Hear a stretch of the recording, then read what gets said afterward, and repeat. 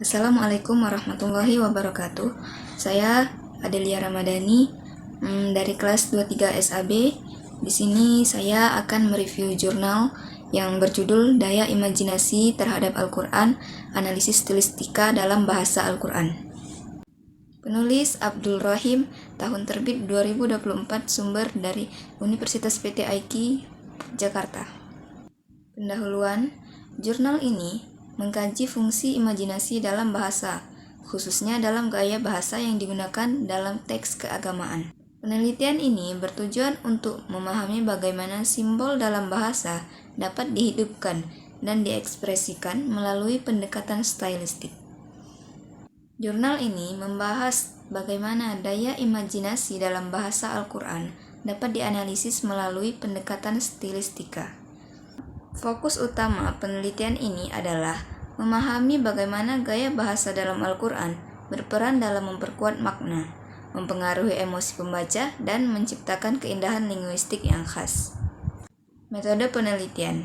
Penelitian ini menggunakan pendekatan stylistika, yaitu kajian terhadap gaya bahasa yang digunakan dalam teks. Metode yang digunakan bersifat kualitatif dengan analisis terhadap berbagai ayat Al-Quran yang menunjukkan unsur imajinatif seperti metafora, simbolisme, dan diksi khas.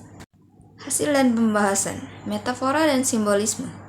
Al-Quran menggunakan metafora untuk menjelaskan konsep abstrak seperti gambaran surga dan neraka.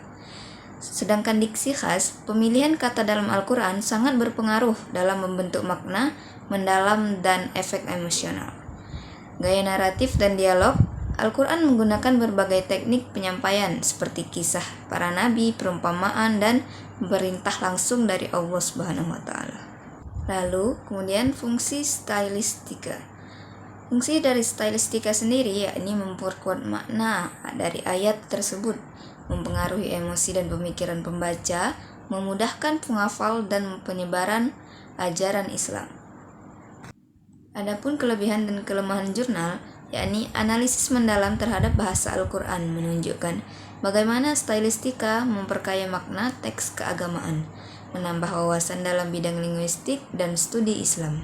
Sedangkan kelemahan tersebut yakni kurang membahas contoh konkret dalam kehidupan sehari-hari. Analisis masih bersifat teoritis tanpa penerapan praktis yang jelas. Terakhir, kesimpulan. Jurnal ini memberikan wawasan baru tentang bagaimana daya imajinasi dalam Al-Quran dikaji melalui stylistika. Namun, penelitian ini masih bersifat konseptual dan bisa dikembangkan lebih lanjut dengan studi kasus yang lebih konkret. Baiklah, mungkin hanya ini saja review jurnal dari saya. Lebih dan kurang saya mohon maaf. Saya akhiri. Wassalamualaikum warahmatullahi wabarakatuh.